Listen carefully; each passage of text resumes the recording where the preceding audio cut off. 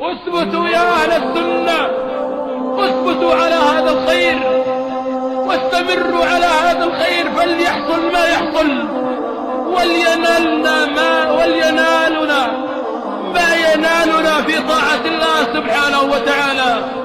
فإن أولاد أهل السنة لله، وإن كذلك أيضا محارم أهل السنة لله، وإن أموال أهل السنة لله، وإن ذوات أهل السنة لله. قل إن صلاتي ونسكي ومحياي ومماتي لله رب العالمين لا شريك له، وبذلك أمرت وأنا أول المسلمين. حياتنا، أموالنا، أولادنا، كل صغير وكبير، كل دقيق وجليل لله سبحانه وتعالى، فليفعل ربنا بنا ما شاء. رضينا بالله ربا